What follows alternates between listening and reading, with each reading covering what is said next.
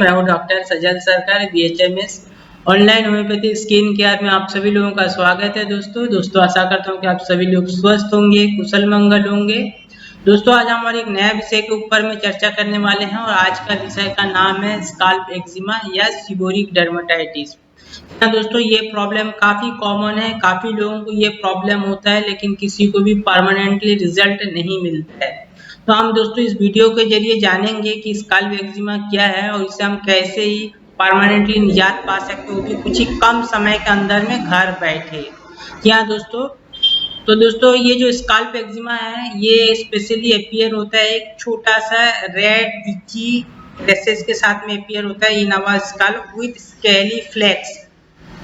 ये नॉर्मली दिखाई देता है हमारे स्काल्प में या हमारे सिर में दिखाई देता है, लेकिन ये other part of our body में भी दिखाई देता है, जैसा कि ये हमारा आईब्रो हो गया, ये हमारा नोज का जो फोल्ड है यहाँ पे हो गया, ये हमारा अराउंड द ईयर हो गया, कान के चारों तरफ में भी हो सकता है, एक्सिलरी फोल्ड में भी ये दिखाई देता है। लेकिन सबसे मोस्ट जो कॉमन है ये हमारा स्काल्प में दिखाई देता है। ये बहुत ज्यादा कॉमन है पुरुषों में महिलाओं के अपेक्षा। ये जो बीमारी है ये न्यूबॉर्न बेबी में भी दिखाई देता है, जैसे कि 6 महीना का बच्चा हो, 1 साल का बच्चा हो, 2 साल का बच्चा हो, 3 साल का बच्चा हो, ऐसे छोटे बेबियों में भी ये प्रॉब्लम दिखाई काफी देता है। ये जो प्रॉब्लम है ये स्काल्प डर्मेटाइटिस जो है ये बहुत ज्यादा कॉमन सिमिलर दिखाई देता है सोरियासिस के साथ में या डैंड्रफ के साथ में, लेकिन तीनों चीज डिफरेंट है।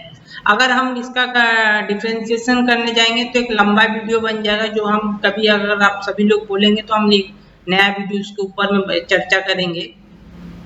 तो ऐसा ये काफी कॉमन सिमिलर दिखाई देता है सोरियासिस और डैंड्रफ के साथ में। अभी हम इसका इटियोलॉजिकल फैक्टर जो कॉमन कॉज जिसको हम कहते हैं, द एग्जैक्ट इटियोलॉजिकल फैक्टर जो है आज तक इसका पता नहीं चल पाया, लेकिन कुछ फैक्टर है जैसा कि स्ट्रेस हो गया, कुछ एलोपैथी स्टेरॉइड मेडिसिन लेने के वजह से भी ये हमारे स्काल्प में दिखाई देता है, जैसा कि बहुत ज्यादा कॉमन कोल्ड एरिया या ड्राई वेदर एरिया में भी काम काज करने से भी ये प्रॉब्लम काफी दिखाई देता है, या अनहेल्दी स्काल्प को अगर हम अच्छे तरीके से साफ सफाई अगर नहीं करते हैं तो भी ये प्रॉब्लम काफी कॉमन दिखाई देता है। और ऐसे ये सब कुछ रीजन है जिसके चलते ये प्रॉब्लम काफी कॉमन होता है, कुछ कॉमन फैक्टर है ये।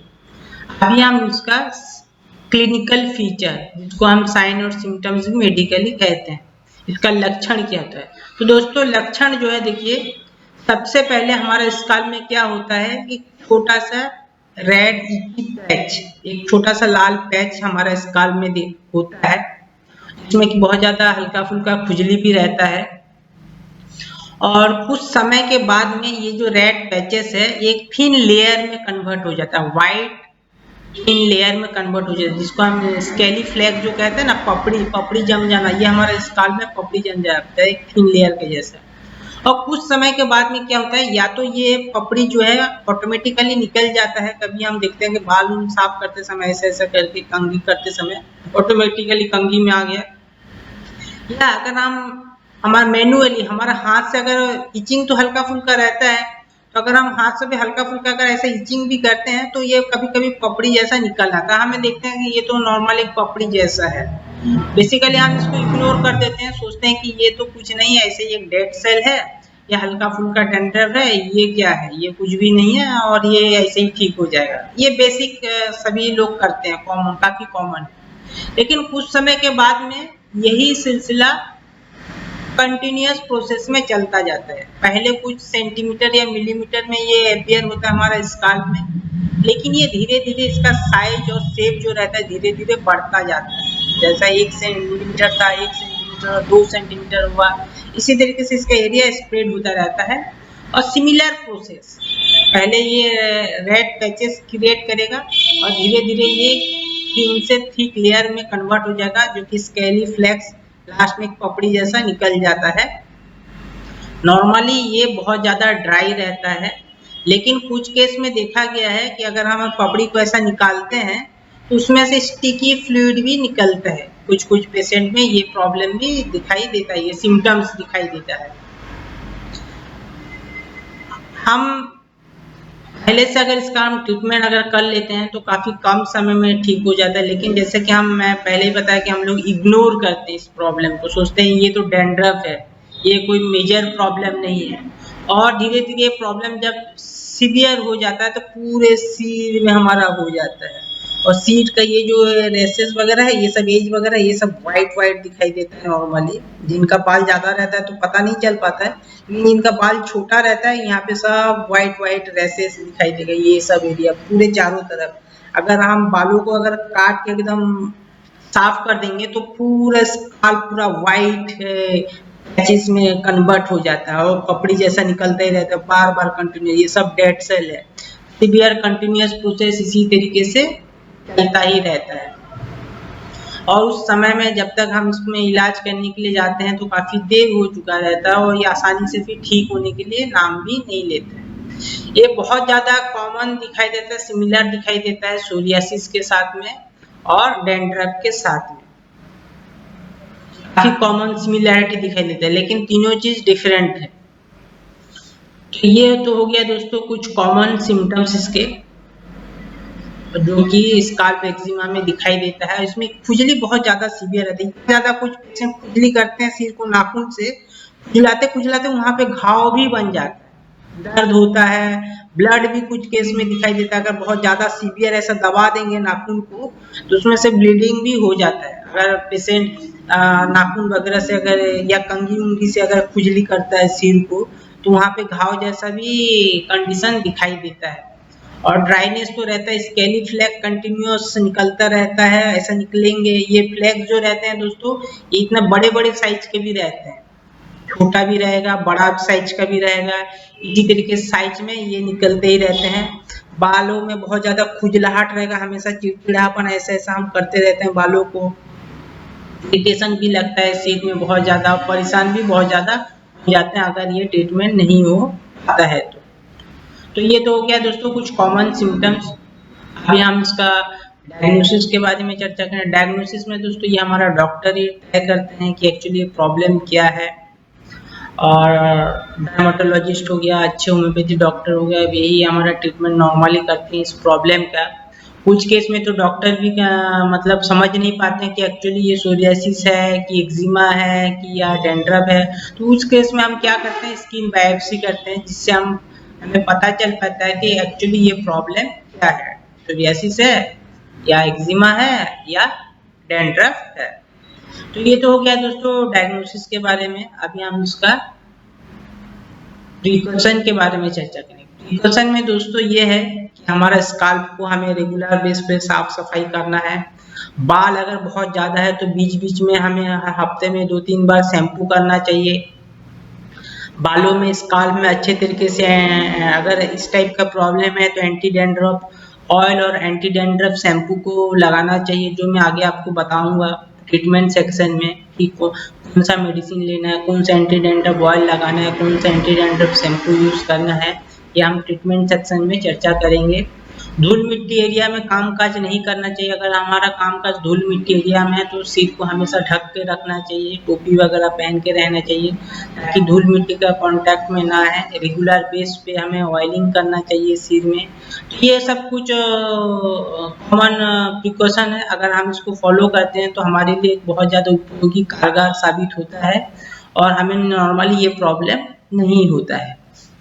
दोस्तों अभी हम सबसे इम्पोर्टेंट पार्ट ट्रीटमेंट के बारे में चर्चा करेंगे, जिसके चलते आज हम इस प्रॉब्लम से परमानेंटली निजात पा जाएंगे, वो भी कुछ ही कम समय के अंदर में। जी हाँ दोस्तों, तो फर्स्ट मेडिसिन है सल्फर 30, इसका कि 4 बूंद करके दिन में 4 बार लेना है। सेकेंड मेडिसिन है पेट्रोलियम 30, जिसका कि 4 बूंद करके दिन में 4 बार लेना है। थर्ड मेडिसिन है रेक्सटॉक्स 30, जिसका कि 4 बूंद करके दिन में 4 बार लेना है। फोर्थ मेडिसिन है बोरेक्स 200, जिसका कि 4 बूंद करके दिन में 4 बार लेना है। और फिफ्थ मेडिसिन है कालीसल्फ 200, जिसका कि 4 गुण करके दिन में 4 बार लेना है। तो ये पांचों मेडिसिन को दोस्तों दिन में 4 बार लेना है, 4-4 गुण करके खाना खाने से 1 घंटा पहले। अभी हम इसका एक्सटर्नल एप्लीकेशन के बारे में चर्चा करेंगे। एक्सटर्नल एप्लीकेशन से पहले दोस्तों एक चीज आप सभी लोगों को याद करा दूं, पहले तो आपको बालों को या तो ट्रिम करा लेना है या तो बालों को पूरा ही साफ कर लीजिए। इससे क्या होगा, आपका ट्रीटमेंट में काफी ज्यादा आसानी होता है और ट्रीटमेंट अच्छा हो पाता है। डॉक्टरों को भी डायग्नोस करने में भी आसानी होता है, उनको प्रॉपरली पता चल पाता है कि रेगुलर बेस पे आपका इम्प्रूवमेंट लेवल क्या है। अगर आपका बाल बहुत ज्यादा है तो ये चीज ना डॉक्टर को पता चलेगा ना आपको पता चल पाएगा, और ट्रीटमेंट में बहुत सही तरीके से लोशन क्रीम इसका लगेगा नहीं, तो सही टाइम से आपको ट्रीटमेंट हो नहीं पाएगा, डिले होगा ट्रीटमेंट में। तो मेरा सजेशन आप सभी लोगों से यही है कि बालों को या तो पूरा ट्रिम करा ले इतना छोटा छोटा, या तो पूरा गंजा हो जाए, इससे ट्रीटमेंट बहुत अच्छा होगा और क्लियर कट होगा। तो फर्स्ट दोस्तों बालों को पहले तो गंजा हो लीजिए या ट्रिम करा लीजिए, उसके बाद कैलेंडुला का मदर टिंचर लीजिए, कॉटन में लीजिए, लेके उसको पूरे स्काल्प पे लगाइए, सुबह शाम रात को, दिन में 3 टाइम। उसके बाद में पेट्रोलियम का क्रीम लीजिए, पूरे बालों को स्काल्प पे लगाइए, सुबह शाम रात को, दिन में 3 टाइम। इसी तरीके से एक्सटर्नल एप्लीकेशन कीजिए। और अगर बाल रहता है आपको तो आप साथ में एंटी डैंड्रफ ऑयल आता है BNT कंपनी का, बोरिक एंड टेफेल कंपनी का, आप उसको लगाइए। और साथ में एंटी डैंड्रफ शैम्पू आता है, यही सेम BNT कंपनी का आता है एंटी डैंड्रफ शैम्पू, आप उसको लगा के सिर को साफ कर सकते हैं वीकली 2 बार। और ऑयल को रेगुलर बेस पे लगाना है, सुबह शाम, दिन में 2 बार, और शैम्पू को वीकली 2 बार आपको यूज करना है। ये आपका एक्सटर्नल एप्लीकेशन हो गया और 5 मेडिसिन आपका इंटरनल मेडिसिन हो गया। इसी ट्रीटमेंट को, ये पूरा पैकेज हो गया दोस्तों ट्रीटमेंट का। आपको कोई बाहर का एक्सटर्नल ऑयल या एक्स्ट्रा शैम्पू लगाने का कोई जरूरत नहीं है, पूरा पैकेज ट्रीटमेंट है ये। और जैसे आप इसको लगाएंगे विदिन 7 डेज के अंदर में देखेंगे आपको रिजल्ट आना चालू हो गया है। अगर आपका प्रॉब्लम एक्यूट केस है, नया केस है, तो बहुत ही जल्दी 1 महीने का, 7 दिन 10 दिन 1 महीने के अंदर में ही ठीक हो जाएगा। और अगर आपका प्रॉब्लम क्रॉनिक है तो कुछ समय लेगा, क्योंकि जितना बीमारी पुराना रहता है उतना थोड़ा सा समय लेगा, नो डाउट मेडिसिन। तो कुछ समय अगर रेगुलर बेस पे आप इस ट्रीटमेंट को लेते हैं तो आपका प्रॉब्लम परमानेंटली निजात पा जाएंगे और आपको पता ही नहीं चलेगा कि आपका प्रॉब्लम यूं चुटकी बजा के कैसे ठीक हो गया है, वो भी घर बैठे, विदाउट एनी हेजिटेशन। तो ये तो हो गया दोस्तों पूरा ट्रीटमेंट के बारे में। अगर आपको कोई शंका है, मन में दुविधा है ट्रीटमेंट लेने से पहले, तो आप जरूर मुझसे कांटेक्ट कीजिएगा मन का शंका दुविधा को, ताकि मैं आपका क्लियर कर दूं। कुछ लोगों को मन में ये भी भ्रांति रहता है कि होम्योपैथी मेडिसिन लेने से बीमारी को बढ़ा देता है। तो दोस्तों मैं जैसा हर वीडियो में बोलता रहा हूँ, ऐसा भी ये सब पुराना मीथ है, पुराना साइकोलॉजी है, ऐसा बिल्कुल ही नहीं होता है। आप सिस्टमेटिक ट्रीटमेंट हो जाएंगे और आपको पता ही नहीं चलेगा कि आपका प्रॉब्लम कब सॉल्व हो गया है। दोस्तों जैसा कि आप सभी लोग जानते हैं कि हमारा ऑनलाइन सर्विस भी है, तो हम ऑनलाइन सर्विस भी देते हैं। एक एफोर्डेबल प्राइस में आपको घर बैठे ही आपको ट्रीटमेंट मिल जाएगा। हर महीने आपको मेडिसिन आपका घर होम डिलीवरी होता है, पूरे ऑल ओवर इंडिया हम ऑनलाइन सर्विस प्रोवाइड करते हैं। नीचे देखिए स्क्रोलिंग बार में हमारा ऑनलाइन कॉन्टैक्ट के बारे में भी जानकारी दिया हुआ है। अब अगर ऑनलाइन ट्रीटमेंट भी चाहते हैं तो आपको ये भी पॉसिबल, आपको घर बैठे ट्रीटमेंट हो जाएगा। अगर आपको कोई दूसरे बीमारी के बारे में चर्चा करना चाहते हैं, डिस्कस करना चाहते हैं या ट्रीटमेंट लेना चाहते हैं तो भी आप ले सकते हैं। ऑनलाइन सर्विस हमारा अवेलेबल है, हम यूट्यूब लाइव भी रहते हैं, जैसे कि फ्री वीडियो के जरिए भी हम आपको ट्रीटमेंट देते हैं, पेड सर्विस भी है। तो ये सभी तरीके का हमारा कोशिश है आप लोगों को सर्विस देने के लिए। और हमारा मेन उद्देश्य है इंडिया के जो छोटे छोटे गांव एरिया है जहाँ पे की मेडिकल सर्विस नहीं पहुँचा, उस एरिया तक सर्विस जाए और लोगों को ऐसे ही वीडियो के जरिए हेल्प मिले और उनका प्रॉब्लम वे घर बैठे ही सॉल्व कर सकें। और इसी के साथ ही दोस्तों आज का इस वीडियो को आज हम समाप्त करते हैं। आशा करता हूँ आप सभी लोग स्वस्थ रहें, कुशल मंगल रहें। नमस्कार।